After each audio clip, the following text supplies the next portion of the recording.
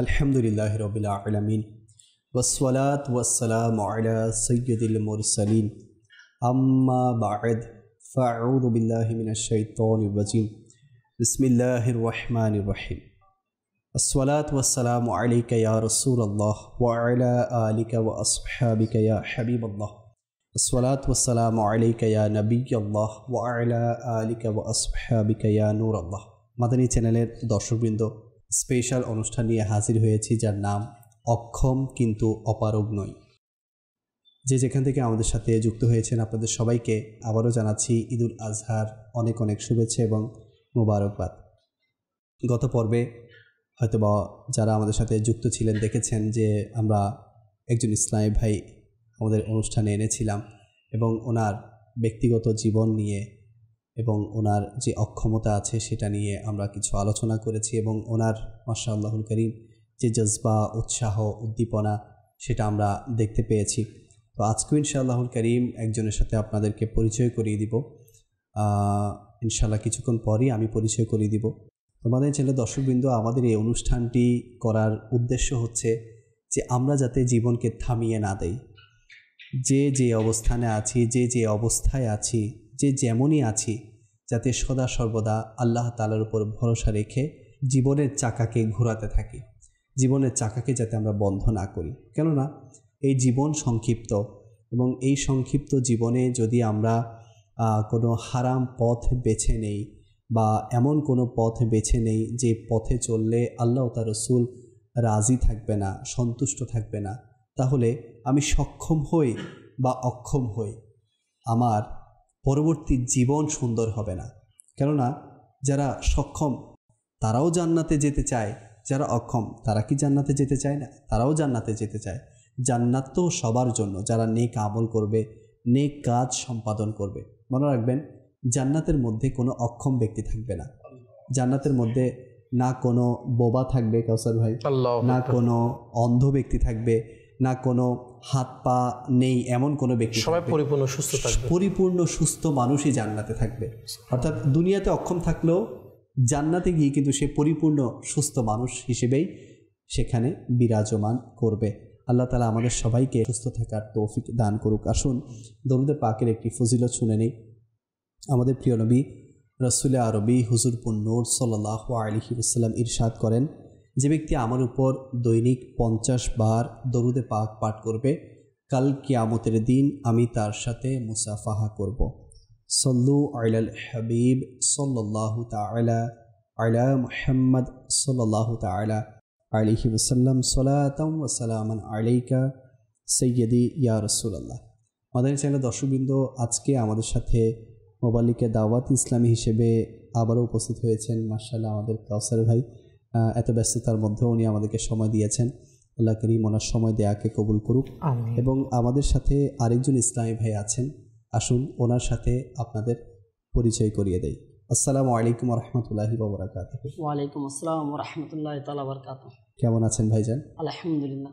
মাশাআল্লাহ, আপনাকে অনেক অনেক মোবারকবাদ যে আপনি ঈদের এই স্পেশাল প্রোগ্রামে আমাদেরকে সময় দিয়েছেন। আপনার নাম জানতে চাইবো, আপনার নাম কি? মোহাম্মদ ইমরান আত্তারি। ইমরান ভাই, মাশাআল্লাহ। আপনার বাড়ি কোথায়? ঝাউতলা বাজার স্কুল ক্যাম্প। আচ্ছা, চট্টগ্রামেই? জি, চট্টগ্রামে। মাশাআল্লাহ। তো উনি চট্টগ্রামেরই বাসিন্দা এবং ওনার নাম হচ্ছেন ইমরান ভাই, মোহাম্মদ ইমরান আত্তারি। মাশাআল্লাহ, আত্তারিও হয়েছেন। দাওয়াত ইসলামী যিনি প্রতিষ্ঠাতা আমির আহলে সুন্নাত দামাত বারকাতুহুল আলিয়া, ইনার মুরিদও হয়েছেন। তো ইনশাআল্লাহ ওনার জীবনী সম্পর্কে আমরা শুনবো, কিভাবে কি হয়েছে না হয়েছে আমরা সব জানবো। শুরুতে আমি কাউসার ভাইয়ের কাছে আসবো। কাউসার ভাই, মাশাআল্লাহ গত পর্ব আপনি ছিলেন। মাশাআল্লাহ আমরা একজন হাফিজ কোরআনের জজবা দেখেছি যে অক্ষম হওয়া সত্ত্বেও উনি নিজে হাফিজ হয়েছেন এবং নিজের সন্তানকেও হাফিজ বানানোর চেষ্টা করছেন। তো অক্ষম যারা আছেন, শুরুতেই কোন মাদানী ফুলটা আপনি তাদের জন্য দিবেন যে অক্ষম হলেই একটা চিন্তা চলে আসে যে না, আমি বসে বসে খাবো বা আমি কারো মাথার উপর ভর দিয়ে বসে থাকবো বা আমার দায়িত্ব কেউ না কেউ নিবে, এরকম একটা মন মানসিকতা অনেকেরই থাকে, সবার না, অনেকেরই থাকে।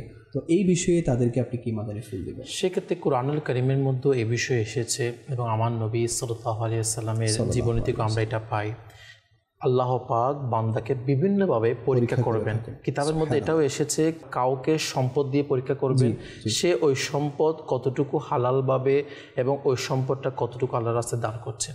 আবার কাউকে সম্পদ না দিয়ে পরীক্ষা করবেন, সে সম্পদ না পাওয়ার পরে সে আল্লাহ পাকের কতটুকু শুকরিয়া আদায় করছে।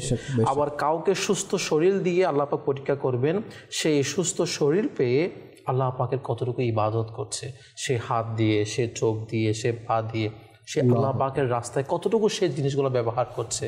আবার কাউকে শরীরের কোনো না কোনো অঙ্গ না দিয়ে, কোনো না কোনো অঙ্গ তার থেকে ছিনিয়ে নিয়ে আল্লাহ পাক পরীক্ষা করবেন, সে আমাকে, আল্লাহ পাককে, আমার সৃষ্টিকর্তাকে, অর্থাৎ যিনি তাকে সৃষ্টি করেছেন তাকে সে কতটুকু ভালোবাসছেন, তাকে সে কতটুকু শুকরিয়া আদায় করছে।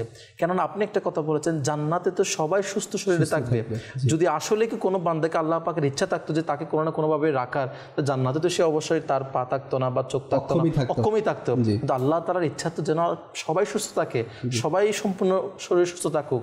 কিন্তু আল্লাহ পাক ওই যে বললাম, বান্দাকে পরীক্ষার জন্য সে আমি মালিককে কতটুকু ভালোবাসে, সেজন্য আল্লাহ পাক এক একজনকে এক একভাবে, কাউকে সম্পদের প্রতি, কাউকে পরিবারের প্রতি, কাউকে ধন সম্পদের প্রতি, কারো নিজের শরীরের প্রতি বিভিন্নভাবে পরীক্ষা করবেন। আসলে কাউসার ভাই, যখন আপনার দেখবেন যখন মজবুরি আসে না, যখন আমাদের মাঝে পেরেশানি চলে আসে, কোনো টেনশন চলে আসে, কোনো মুসিবত চলে আসে, বা এমন কোনো জিনিস চলে আসে যেটা আমাদেরকে পেরেশানির কারণ হয়, যেটা আমাদের দুঃখের কারণ হয়, মনে রাখবেন ওই সময়ই বান্দা বেশি আল্লাহকে স্মরণ করে।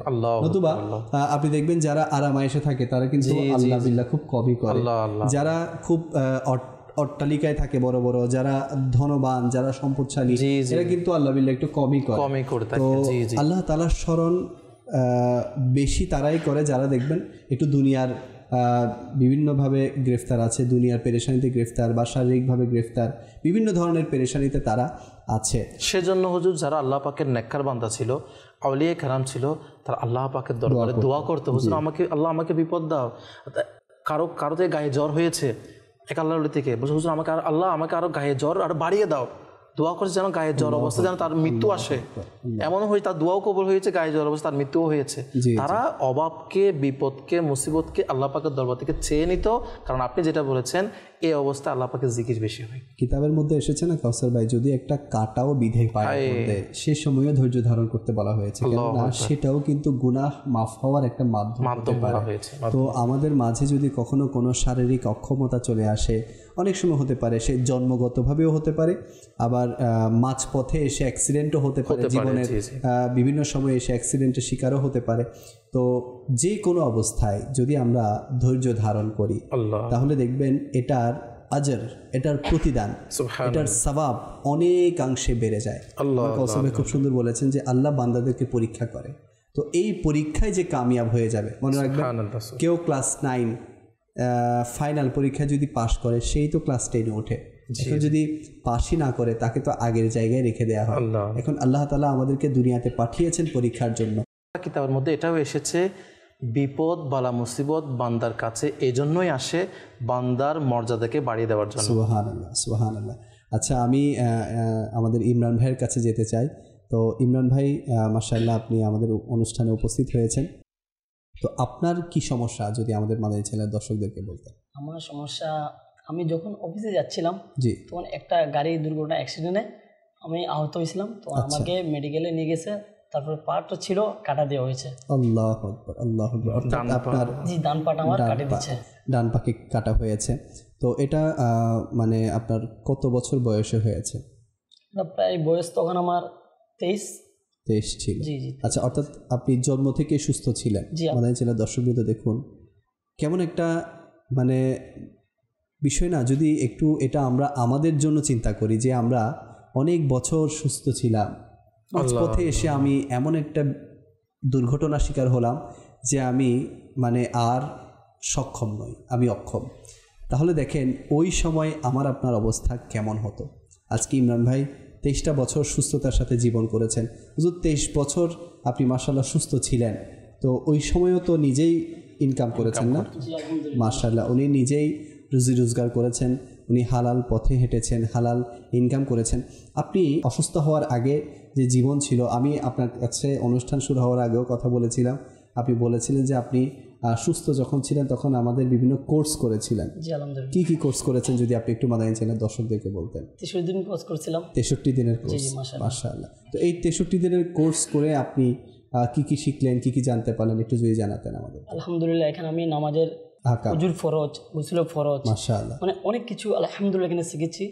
কেমনে মা বাবার সাথে আদব করা হয়, সম্মান দেওয়া হয় বড়দেরকে, সব এই মাদানী চ্যানেল 63 দিন কোর্স করি অনেক কিছু বুঝেছি আলহামদুলিল্লাহ। মাশাআল্লাহ, মাশাআল্লাহ। তো দাওয়াত ইসলামের যে 63 দিনের কোর্স হয়ে থাকে, তো আমি বলবো যে আপনাদের সবাইকে এই কোর্সে অংশগ্রহণ করা উচিত। কেননা এই কোর্স এমন একটা কোর্স যে আমরা জন্মগতভাবে তো মুসলমান, কিন্তু একজন মুসলমানের বৈশিষ্ট্য কেমন হওয়া উচিত, একজন মুসলমানের জন্য বেসিক কি কি বিষয় জানা দরকার, কি কি বিষয় জানা উচিত, তো সেই সম্পর্কে আমরা অনেকেই জানি না, অনেকে ওয়াকিফ না। আলহামদুলিল্লাহ 63 দিনের তারবিয়াতি কোর্স এমন একটা কোর্স যেখানে একেবারে বেসিক যে জিনিসগুলো আছে সেগুলো শেখানো হয়। কোরআন যার শুদ্ধ থাকে না তাকে কোরআন শেখানো হয় এবং এমন কিছু দিক নির্দেশনা সেখানে দেওয়া হয়। এই কোর্স করার পর আলহামদুলিল্লাহ তার জীবনে একটা আমূল পরিবর্তন চলে আসে। তো আমি বলবো যাদের সময় সুযোগ আছে, বিশেষ করে অনেকেই ম্যাট্রিক পরীক্ষা দেওয়ার পরে অনেক দিন সময় থাকে, এরপর ইন্টার পরীক্ষা দেওয়ার পরে অনেক দিন সময় থাকে, বা এমনিতেই অনেক সময় মানে আমরা ফ্রি টাইমে থাকি কিন্তু আমরা দিনের জন্য সময় দিতে চাই না। আচ্ছা দেখুন, এই যে 23টা বছর আমার ইমরান ভাই সুস্থতার সাথে জীবনযাপন করেছে, আচ্ছা যখন আপনার অ্যাক্সিডেন্ট হয়েছে, আপনি অ্যাক্সিডেন্ট হওয়ার পর থেকে প্রায় কতদিন আপনি বেড রেস্টে ছিলেন, কতদিন পর আবার রিজিকের সন্ধানে বের হয়েছেন, ইনকামের সন্ধানে বের হয়েছেন? প্রায় আমি আপনি 1 বছর 1.5 বছর মতন বসেছিলাম, ঘরের মধ্যেই ছিলেন? জি ঘরের মধ্যে, কোনো কিছু করার নাই? কোনো কিছু করব না, বেকার ছিলাম। আচ্ছা, তারপর থেকে আলহামদুলিল্লাহ একটা ইনকামের রাস্তা আল্লাহ পাক করে দিয়েছে হয়েছে। এখন আপনি কি করছেন, প্রফেশন আপনার কি? এখন বলছেন আমি অটো রিকশা চালাই। অটো রিকশা চালান, আচ্ছা। উনি এখন রিকশা চালিয়ে উনি নিজের রুজি রোজগার করেন, নিজের পরিবারকে চালানোর চেষ্টা করেন। এই অবস্থায়ও আমি যেটা বুঝাতে চাচ্ছিলাম কাউসার ভাই, আপনার থেকে এই ব্যাপারে মাদানী ফুল নিব, সুস্থ যখন আমরা থাকি আমরা দিনের জন্য সময় দিই না।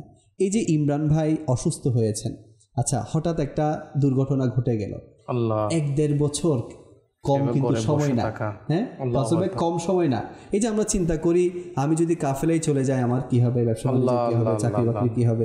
আচ্ছা আমি যদি চলে যাই 63 দিনের জন্য, 30 দিনের জন্য, 12 দিনের জন্য, 7 দিনের জন্য, তাহলে আমার কি হবে হুজুর? এই ব্যাপারে আপনি কি এখানে মানে একটা বলবো, আমি 63 দিন তরবিয়তি কোর্স এবং দাওয়াত ইসলামের যে কোর্সগুলো করা হয় তার ফায়দা কি জ্বলন্ত প্রমাণ আমার ভাইজান।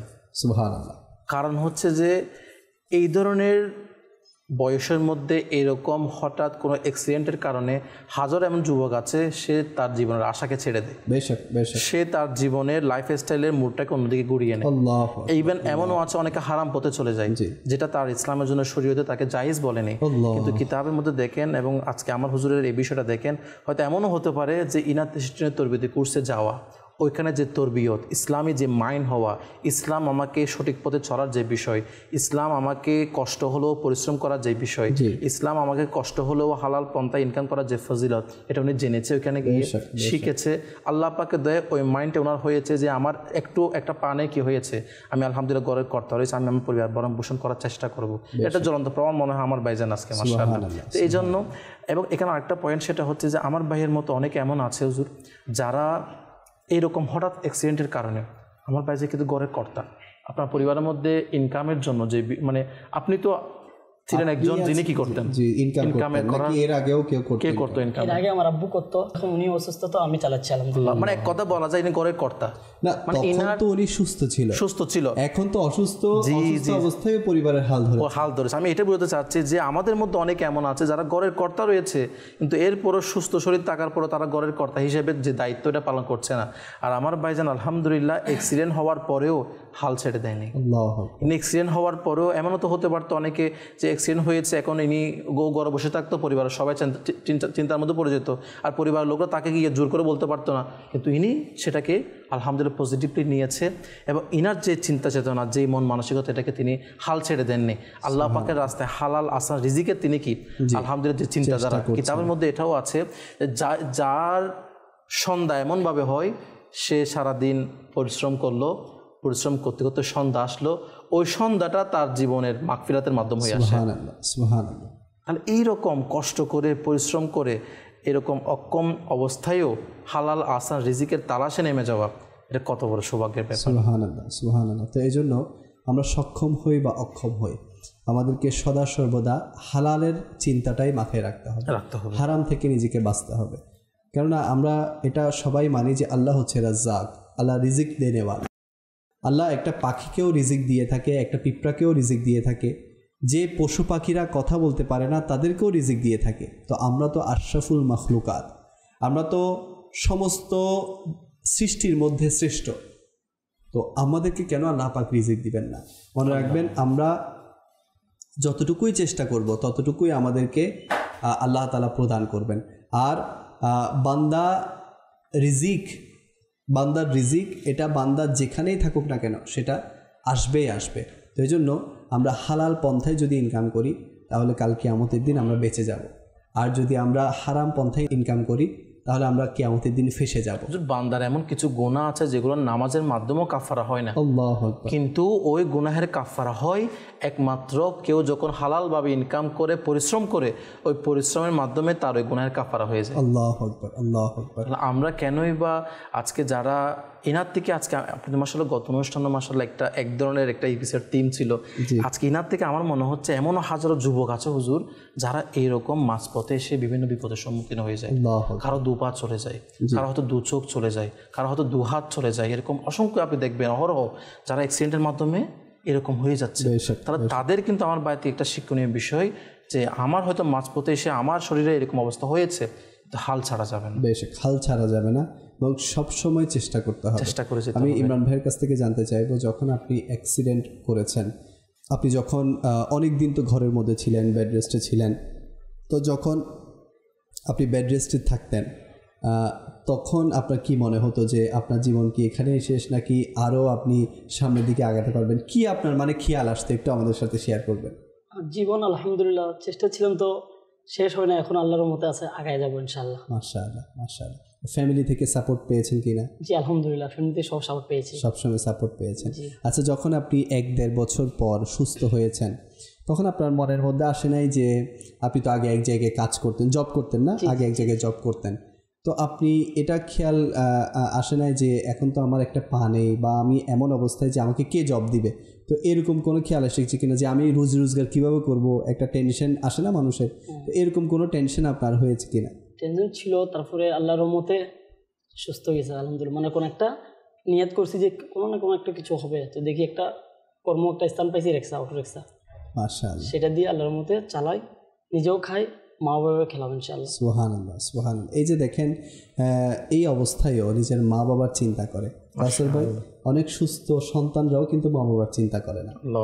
আমরা যদি তাকাই আমাদের সমাজের দিকে, আজকে অনেক সন্তান আছে তারা তাদের মা বাবাকে দেখে না। আপনার কথা শুনে হয়তো অনেক মা বাবা এমন আছে তারা বলছে যদি আমার এই কথাগুলো আমার সন্তান শুনতো। আল্লাহু আকবার, আল্লাহু আকবার। আমাদের এই কথাগুলো শুনে অনেক মা বাবা বলছে যদি এই কথাগুলো আমার সন্তান শুনতো এখানে, কারণ তারা দোয়া করছে তার সন্তানটা যেন বিগড়ে গিয়েছে, কন্ট্রোল করতে পারছে না। সন্তান আজকে যে রাতে ঘর থেকে বেরিয়ে যাচ্ছে, সকালবেলা ঘরে আসছে, তাকে কন্ট্রোল করতে পারছে না। এরকম অসংখ্য যুবক ভাই আছে তাদেরকে মা বাবা আজকে তারা কান্না করছে। আজকে তাদের আলহামদুলিল্লাহ আমার বাড়ি থেকে এটা শিক্ষা নেওয়া দরকার হুজুর। কেননা একটা মা বাবা তার সন্তানের প্রতি একটা অনেক আশা থাকে, অনেক ভরসা থাকে যে না আমার বৃদ্ধ বয়সে কমপক্ষে আমার তারা কি হবে। যদিও বা এটা একটা বিষয়, কিন্তু কমপক্ষে যে মা বাবা তাকে ছোটো থেকে এত বড় করেছে তাকে আর তার প্রতি একটা আশা ভরসা থাকে।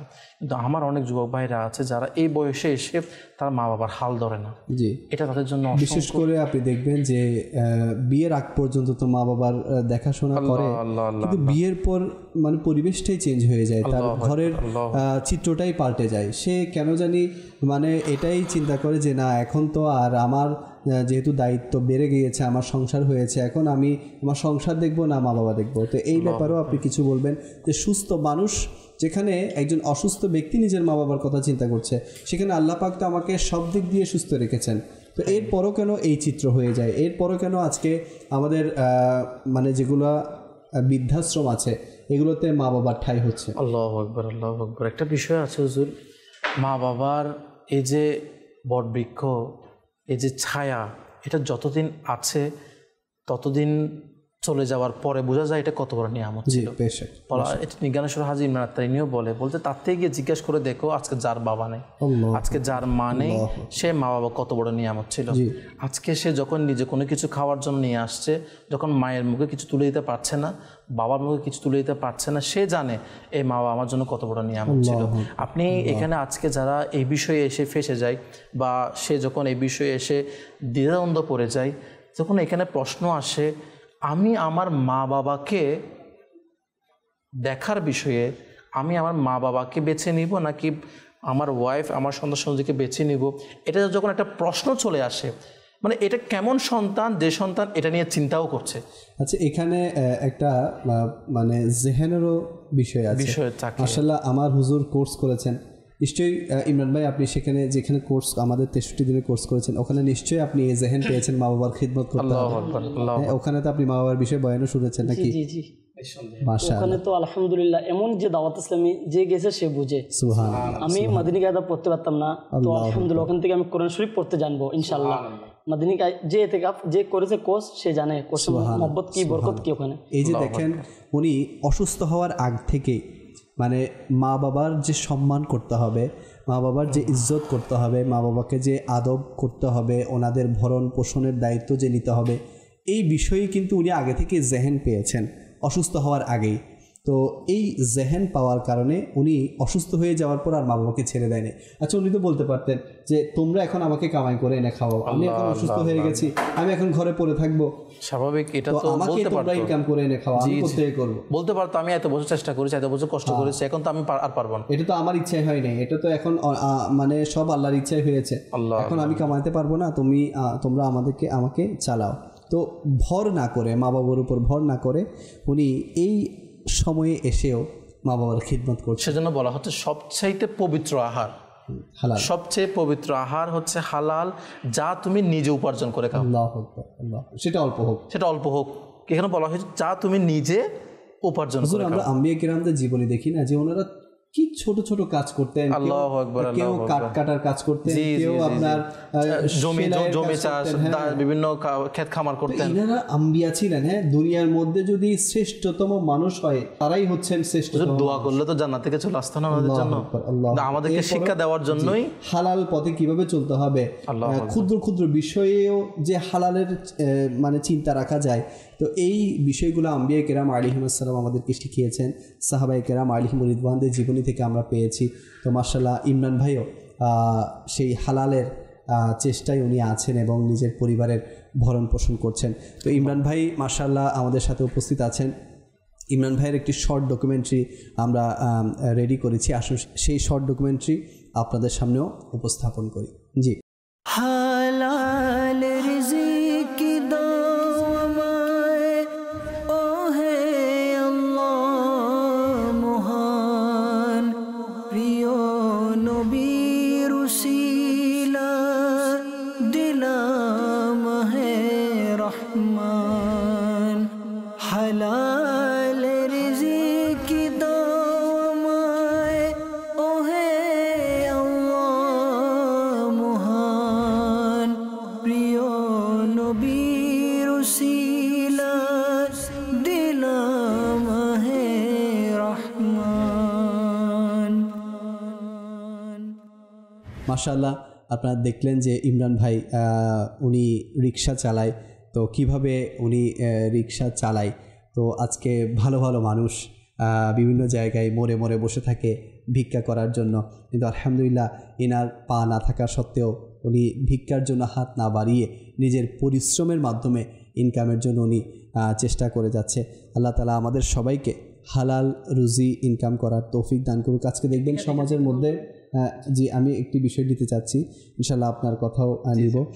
আজকে সমাজের মধ্যে দেখবেন সুস্থ মানুষরা মানুষের হক মেরে খাওয়ার ক্ষেত্রে আপনি দেখবেন কেমন মানে উঠে পড়ে লেগেছে। আপনি দেখবেন চুরি বলেন, ডাকাতি বলেন, আপনার মানে বিভিন্ন ধরনের অন্যায় অবিচার যেগুলো আছে, মানে হারাম পন্থা যতগুলো আছে সুস্থ মানুষরাই করছে এগুলা।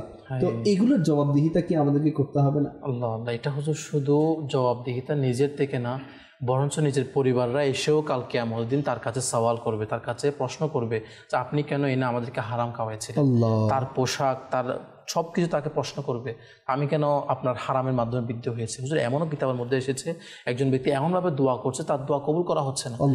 তার কিতাবের মধ্যে এটাও এসেছে যখন দোয়া কেন কবুল করা হচ্ছে না প্রশ্ন করা হলো, বলা হচ্ছে তার দোয়া যদি এমনভাবেও করা হয়, এমনভাবে সে কান্না করছে তার হাত যদি আসমান পর্যন্তও পৌঁছে যায়, তারপরে তার দোয়া কবুল করা হবে না। বলা হলো কেন?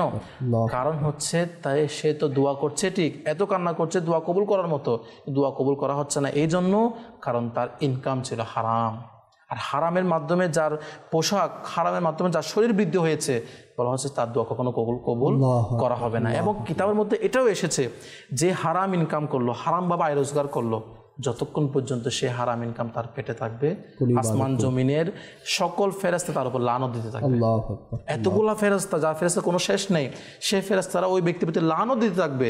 তাহলে সে অবস্থায় কেমনে আমি দুনিয়া ও আখিরাত কামিয়াবের আশা করতে পারি? ওইটাই হুজুর, পরিশেষে এটাই আমরা বুঝতে পারি যে যারা দুনিয়াকে বেশি প্রাধান্য দেয় তারা হালাল হারাম তোয়াক্কা করে না, আর যারা আখিরাতকে বেশি প্রাধান্য দেয় তারা হালালকে বেশি প্রাধান্য দেয়। দুনিয়াকে প্রাধান্য ব্যাপারে যখন বলেছে একটা কথা এটাও চলে আসে, অনেকে দুনিয়াকে প্রাধান্য দিতে গিয়ে আখিরাতের কথা চিন্তা না করে সে করে কি হাত পেতে দেয় এবং সে বলে হুজুর আমি এমন কাজ কীভাবে করে। যেমন আমার ভাইয়ের কথা আমি বলি, ইনি আগে একটা ফ্যাক্টরিতে জব করতো, একটা ফ্যাক্টরিতে ভালো একটা জবের মধ্যে মনে করেন ছিল, তখন ইনি তো বলতে পারতো আরে রিক্সা চালানো এটা তো আমি তো গেলে আমার মনে হয় আমার থেকে কেমন জানি লাগবে, এরকম একটা বলতে পারতো, একটা সম্মানে আঘাত মেরে বলতে পারতো। কিন্তু আল্লাহ পাক আমার ভাইকে সালামত রাখুক, ইনি হালাল পন্থা বেছে নিয়েছে, সেটা যেরকম হবে হোক। আর ফজিলত কি কিতাবের মধ্যে বলা হচ্ছে কোনো মুমিন যখন এমন জায়গায় গেল, সে যেখানে গেলে তাতে একটু লজ্জা লাগবে মনে হচ্ছে কিন্তু জিনিসটা হালাল, বলা হচ্ছে তার ওই কাজটা তার গুনাহকে এমনভাবে জড়িয়ে দেয় যেরকম শুকনো গাছ থেকে পাতা ঝরে যায়, সেও তার গুনাহগুলো ঝরে যায় বলা হচ্ছে। তাহলে কত বড় ফজিলত সেটা। তো যারা আজকে আমরা বলি যে আমার এই কাজটা করতে আমি যাবো না, গেলে আমার থেকে লজ্জা লাগবে, মানুষ কি বলবে, হ্যাঁ এরকম বলে সে ঘরে বসে থাকে, এরকম বলে সে মা বাবার কি হয় বোঝা হয়ে যায়, এরকম বলে সে হারামের মধ্যে চলে যায়, তার থেকে এই বিষয়টা অবশ্যই চিন্তা করা দরকার। যেখানে দো জাহানের বাদশা আল্লাহ, যিনি সরকারে দো আলম হুজুর নবী করিম সাল্লাল্লাহু আলাইহি ওয়াসাল্লাম, যিনি আহ্বান করলে পুরো সমগ্র জাহান ওনার কদমে চলে আসে, সেখানে উনি নিজের জুতো নিজে সেলাই করেছেন, নিজের নালাইন শরীফ নিজে সেলাই করেছেন। তো এর চাইতে বড় বিষয় আর কি হতে পারে? সেখানে আমাদেরকে শিক্ষা দেওয়া হচ্ছে যে আমরা যাতে নিজে কিছু কর্ম করে নিজে কিছু কর্ম করি, নিজে কিছু কাজ করি, উপার্জন করি। যেখানে নবী করিম সাল্লাল্লাহু আলাইহি ওয়াসাল্লাম নিজের দৈনন্দিন সকল কাজ নিজে করতেন, তো সেখানে আমরা ওনার উম্মত হয়ে যদি আমরা হারামকে বেছে নিই তাহলে আমাদের চাইতে হতভাগা আর কেউ হতে পারে না। এই জন্য হারাম কোনোভাবেই কল্যাণ আনতে পারে না। হারাম এটা হারাম হয়তো বা সাময়িক আপনাকে আনন্দ দিবে, কিন্তু আপনার পুরো আখিরাতকে বরবাদ করে দিবে। এই জন্য আমি সক্ষম হই বা অক্ষম হই, আমাকে অবশ্যই সদা সর্বদা আমাকে হালালকে বেছে নিতে হবে। আমি ইমরান ভাইয়ের কাছে আবারও আসবো। ইমরান ভাই, মাশাআল্লাহ, আপনি আপনার চলতে কষ্ট হয় আমরা দেখেছি, তো আপনার মানে নিজের কাজ কি নিজে করেন নাকি বেশিরভাগ কাজ ফ্যামিলি মেম্বারদের উপর আপনার ভর করে চলতে হয় বা ওনাদের সহায়তা নিতে হয়? এটা একটু জানাবেন আমাদেরকে। আলহামদুলিল্লাহ, নিজের কাজ নিজে করি, নিজের কাজ নিজেই করেন বেশিরভাগ, মাশাআল্লাহ। তো আপনি মাশাআল্লাহ নামাজও পড়েন, আরও অনেক যে ইবাদতগুলো আছে সেগুলোও করেন। তো একজন সুস্থ মানুষের তো মাশাআল্লাহ নামাজ পড়তে তেমন কষ্ট হয় না, তো আপনি একটু সমস্যা হয় আপনার। তো নামাজ পড়তে কি কখনো আপনার মানে এমন ফিল এসেছে যে হে আল্লাহ, আজকে যদি তুমি আমাকে সুস্থ রাখতে তাহলে হয়তো আমি আরও বেশি করতে পারতাম, এরকম কোনো খেয়াল কখনো এসেছে কিনা? এসেছিল, কিন্তু তারপরে আমি যেমন রাখছি আলহামদুলিল্লাহ তার থেকেও ভালো রাখছি না। সুবহানাল্লাহ সুবহানাল্লাহ। কাসুর ভাই, বনি ইসরাইলের লোকেরা একবার মুসা আলাইহিস সালামকে জিজ্ঞেস করলো যে হুজুর আপনি বলুন যে আল্লাহ আমাদের উপর খুশি হোক, এটা আমরা চাই, তো কি কাজ করলে আল্লাহ আমাদের উপর খুশি হবে? আচ্ছা, তো মুসা আলাইহিস সালাম আল্লাহকে বলতে লাগলেন যে হে আল্লাহ, আমার উম্মতরা তো জিজ্ঞেস করতেছে, আমার কম জিজ্ঞেস করতেছে যে আপনি তাদের উপর কিভাবে খুশি হবেন বা কি করলে তাদের উপর আপনি রাজি থাকবেন। আমার আল্লাহ তাআলা ওহী পাঠিয়েছেন যে হে মুসা, তাদেরকে বলে দাও যদি তারা আমার উপর সন্তুষ্ট থাকে আমি তাদের উপর সন্তুষ্ট। আল্লাহ সুবহানাল্লাহ। আল্লাহর উপর সন্তুষ্ট থাকা মানে কি? ওই যে আমরা গত পর্বে আলোচনা করেছি যে আল্লাহ আমাকে যে অবস্থায় রেখেছে আমি ওই অবস্থায় সন্তুষ্ট। আল্লাহর উপর সন্তুষ্ট থাকলে আল্লাহ আমাদের উপর সন্তুষ্ট হয়ে যায়। আল্লাহু আকবার। এটা কিন্তু গভীর একটা চিন্তা করার বিষয়, গভীর কথা কাউসার ভাই। এই যে ইবাদতের ক্ষেত্রে মাশাআল্লাহ এত সমস্যা থাকা সত্ত্বেও ইবাদত করছেন, আর আমাদের কি অবস্থা, আমাদের সমাজের কি অবস্থা? এটা আসলে আমরা যারা দেখতে পাচ্ছি, বা আমি নিজেকেও নিজে বলি, আজকে আমি মসজিদে গিয়ে বা কমপক্ষে আমি নিজে যে নামাজটা আমার ছুটে যাচ্ছে, আজকে ফজরের নামাজ আমার ঘুমে চলে যাচ্ছে, বা আদার্স যে ইবাদত, মাশাআল্লাহ আমার ভাইকে দেখলে মাশাআল্লাহ সুন্নত অনুযায়ী দাড়ি শরীফ রাখা, আল্লাহ পাক সালামত রাখুক। এবং এই অবস্থায় আমরা মাশাআল্লাহ স্ক্রিনেও দেখেছি একটু আগে মনে হয় মাশাআল্লাহ যে ইবাদত করার বিষয়ে নামাজ পড়তে যাচ্ছে, এরকম একটা বিষয়। এটা আসলে মানে নিজের অন্তরকে নাড়া দেওয়ার মতো একটা বিষয়।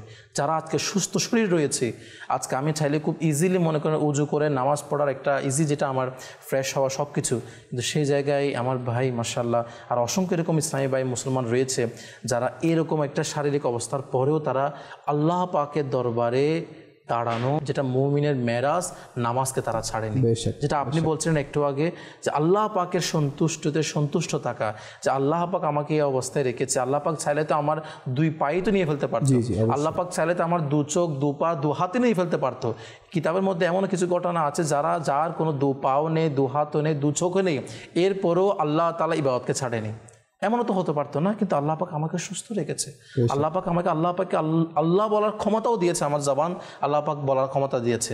কিন্তু এরপরও যারা আজকে নামাজকে, যারা আজকে আল্লাহ পাকের জিকিরকে, আল্লাহ পাক যে পথে চলার জন্য বলেছে সেই পথে চলাকে ছেড়ে দিয়েছে, বা ক্ষমতা থাকলেও অলসতায় শয়তানের ফাঁদে পড়ে যারা আজকে ইবাদত করছে না, তাদের জন্য আসলে অনেক বড় আসলে এটা আফসোসের বিষয়। নবী করিম সাল্লাল্লাহু আলাইহি ওয়াসাল্লামের হাদিসে তাইয়্যিবাও তো আছে যে তোমরা 5টি জিনিসকে 5টি জিনিসের পূর্বে গনিমত মনে করো। এর মধ্যে একটা আছে যে সুস্থতাকে অসুস্থতার পূর্বে গনিমত মনে করো। অর্থাৎ তুমি এখন সুস্থ আছো, আল্লাহ না করুক যে ভবিষ্যতে তুমি যে অসুস্থ হবে না, বা এমন একটা তোমার শরীরের সাথে ঘটবে না, এটা তো কোনো গ্যারান্টি। আজকে আমি সুস্থ রয়েছে, এমন তো হতে পারে একটা অ্যাক্সিডেন্টে আমার হাত পা সবকিছু চলে যেতে পারে। ইমরান ভাই তো কখনোই চিন্তা করেন যে আমার সাথে এমন কিছু হবে।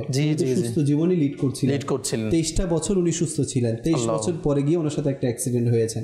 আজকে আমি সুস্থ আছি, আর 1 বছর কি 2 বছর কি, আজকেও যে কোনো অ্যাক্সিডেন্ট হবে না এটার কোনো তো গ্যারান্টি নেই, আজকেও যে আমার সাথে কোনো কিছু ঘটবে না এটার তো কোনো গ্যারান্টি নেই। তো সদা সর্বদা এটা মাথায় রাখা যে আমি সুস্থ আছি, বাস এই সুস্থতাটাকে গনিমত মনে করি। একটা কথা আছে, নিয়ামতের কদর করা না হলে নিয়ামত আল্লাহ পাকের পক্ষ থেকে আমার শরীর অনেক বড় নিয়াম, আমার হাত হোক, পা হোক, চোখ অনেক বড় নিয়ামত। আর আমি এই নিয়ামতকে যদি আল্লাহর রাস্তায় ব্যবহার না করি, আল্লাহর পথে যদি ব্যবহার না করি, যদি হারামভাবে ব্যবহার করি এবং এটা শুকরিয়া আদায় না করি, এমন না হোক এই নিয়ামত আমার থেকে ছিনিয়ে নেওয়া। আল্লাহ তাআলা কোরআনে পাকেই তো বলেছেন না, আমি জিন এবং মানব জাতিকে সৃষ্টি করেছি আমার ইবাদতের জন্য।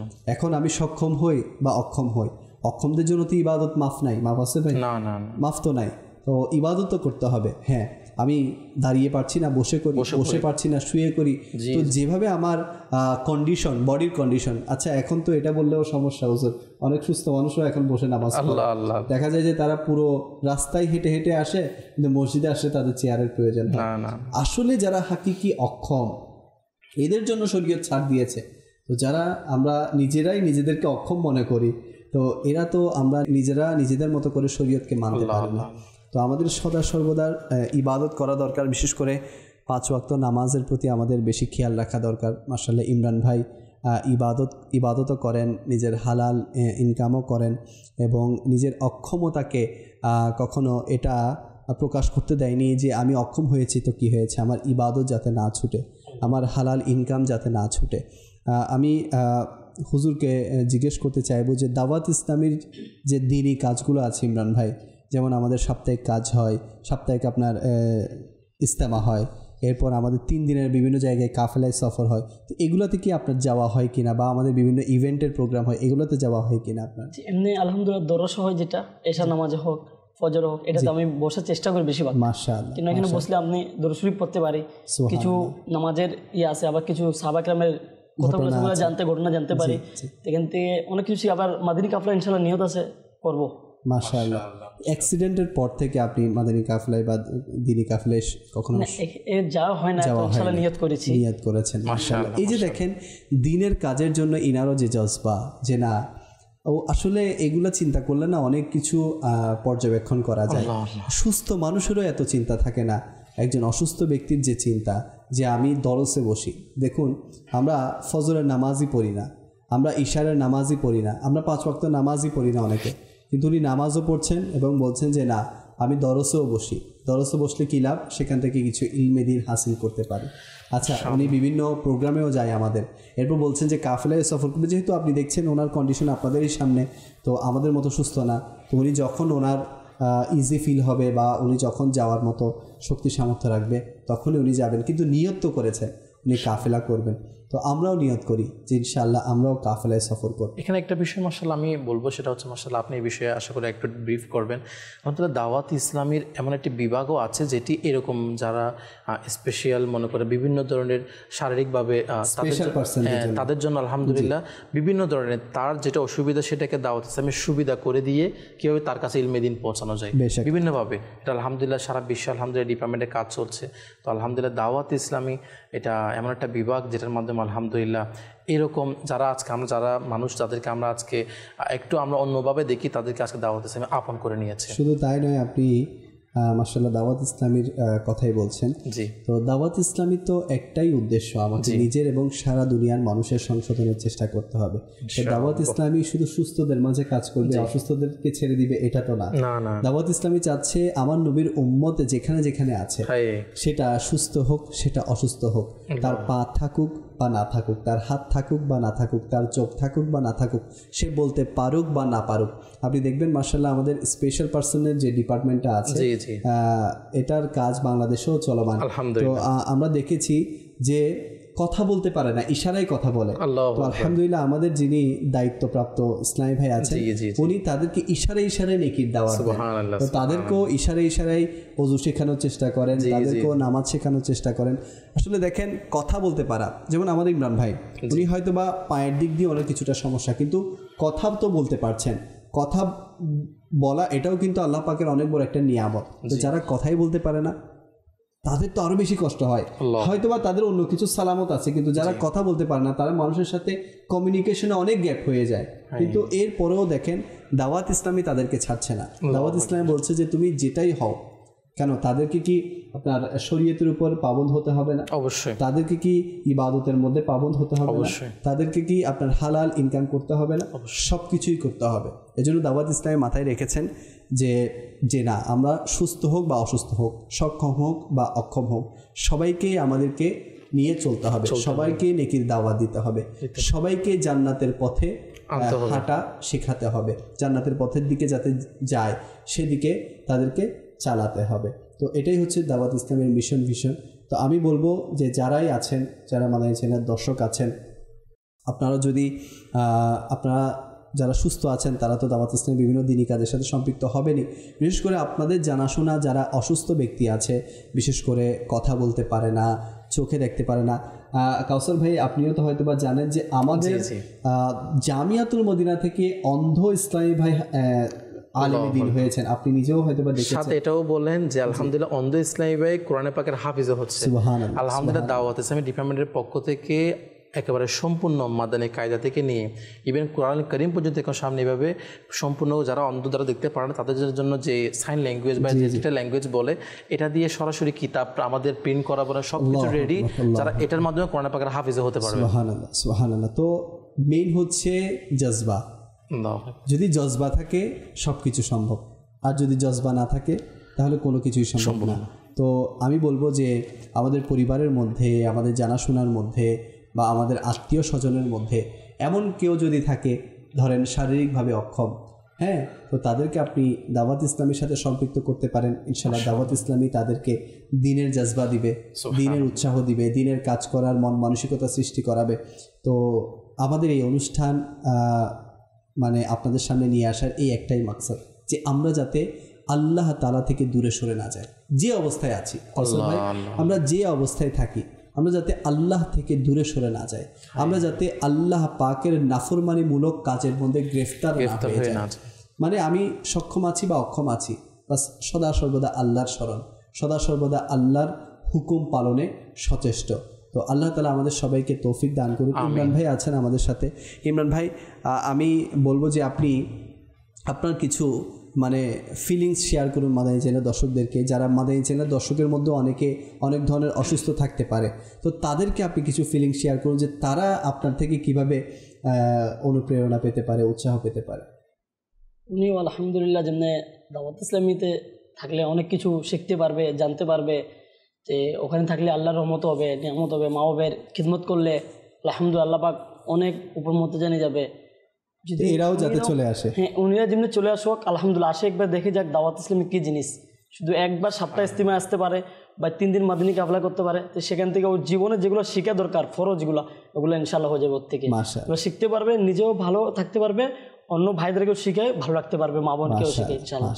দর্শকবৃন্দ, আপনারা শুনলেন যে দাওয়াত ইসলামী এমন একটা পরিবেশ, যে পরিবেশের মধ্যে আসলে সে যেই হোক না কেন তার একটি মন মানসিকতা তৈরি হয় যে না, আমি যে অবস্থায় আছি আমাকে নেকির কাজ করতে হবে, আল্লাহ তাআলার নৈকট্য অর্জন করতে হবে, এবং যদি রুজি রোজগার করিও আমাকে হালাল পথেই ইনকাম করতে হবে, হালাল পথেই রুজি রোজগার করতে হবে। কসবে অনুষ্ঠানের সময়ে প্রায় শেষের দিকে যাচ্ছে, তো আপনি লাস্টে কি পয়েন্ট আলোচনা করবেন? পরিশেষে আমি বলবো হুজুর, মানে আজকে যখন দাওয়াত ইসলামের আপনি এই যে আমার ভাইয়ের কথা বলছেন, এর কথা শুনছি, এভাবে গত অনুষ্ঠানের মধ্যে আপনি মাশাআল্লাহ একজন হাফিজে কোরআনকে নিয়ে এসেছেন, এভাবে আরও অসংখ্য যখন ইসলামী ভাইদেরকে দেখি তারা যখন কথা বলতে পারে না, কিন্তু ওই চোখ দিয়ে যখন আমির আহলে সুন্নতকে দেখে তাদের চোখের অশ্রু বয়ে পড়ে।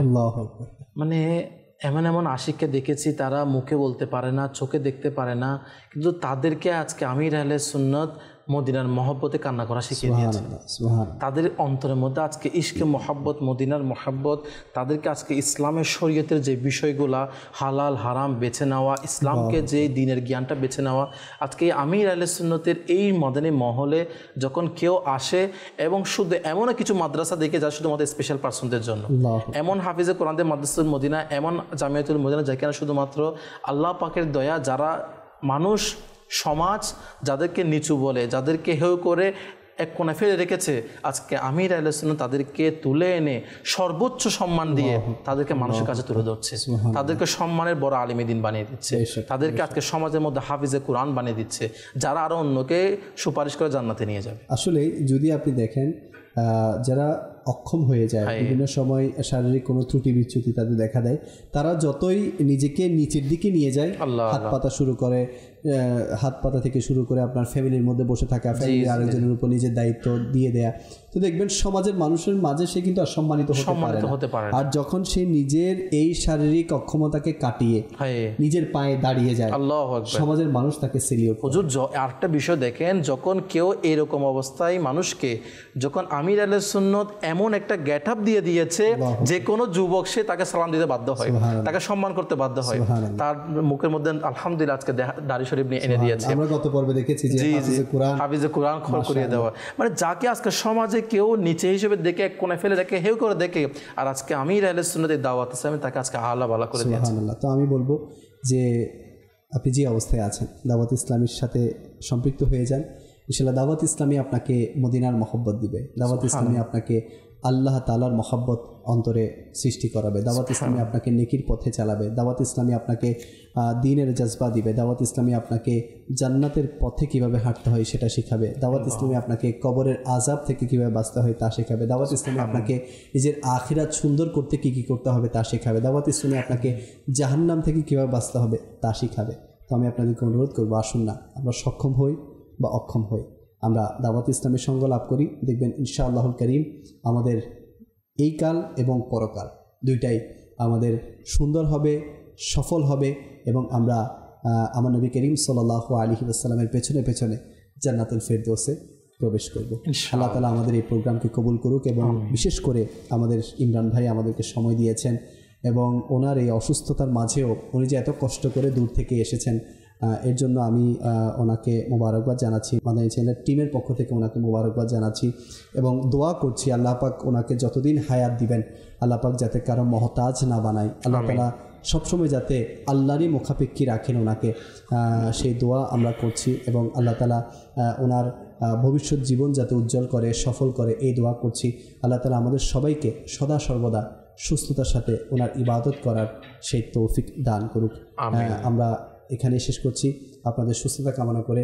ইনশাআল্লাহ পরবর্তী কোনো অনুষ্ঠানে আপনাদের সামনে দেখা হবে। ভালো থাকবেন, সুস্থ থাকবেন। সাল্লু আলাল হাবিব সাল্লাল্লাহু তাআলা আলা মুহাম্মদ সাল্লাল্লাহু তাআলা আলাইহি ওয়াসাল্লাম।